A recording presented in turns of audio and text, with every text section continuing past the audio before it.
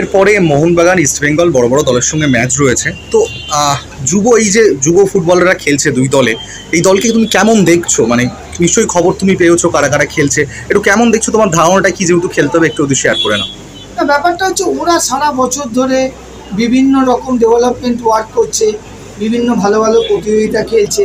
একটা ডেভেলপমেন্টের ওয়ার্কের সাথে সাথে ওরা কম্পিটিটিভ ম্যাচেসও খুব ভালো ভালো স্ট্যান্ডার্ডের পাচ্ছে, এটা একটা ভালো জিনিস।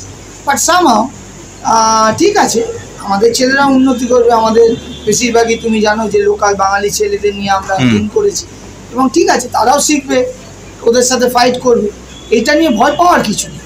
ব্যাপারটা এইটা, ওরা ভালো ফুটবল খেলবে, আমরা ভালো ফুটবল খেলার চেষ্টা করব। তার কারণ আমরা যখন 2-3টে ম্যাচ খেলবো আমরাও নিজেদের গুছিয়ে নিতে পারি এবং আমরা বুঝতে পারি, কারণ বেশ কিছু নতুন ছেলে এইবার আমাদের টিমে এসছে, তাদেরকে একটু বুঝতে আমাদের সময় লাগে। প্র্যাকটিস আর কম্পিটিটিভ টুর্নামেন্টের মধ্যে অনেক ডিফারেন্স, সো ক্যারেক্টারিস্টিক দিক থেকে অনেক রকম ডিফারেন্সেস দেখা যায়। তো দেখা যায় হোপফুলি। মোহনবাগানে অভিষেক সূর্যবংশী, দীপেন্দু বিশ্বাসের মতন আইএসএল দলের সিনিয়র দলের সঙ্গে খেলা প্লেয়ার রয়েছে। ইস্টবেঙ্গলে সায়ন ব্যানার্জি, তবে হীরা মণ্ডল যোগ দিয়েছেন।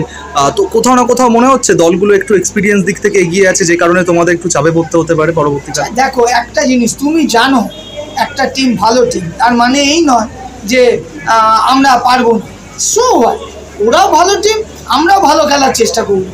আজকে সূর্যবংশী খেলছে, কালকে আমাদের এখান থেকে কোনো ছেলে গিয়ে খেলবে, এটাই তো পরম্পরা বা এটাই তো ডেভেলপমেন্ট ওয়ার্ক, তাহলেই হবে।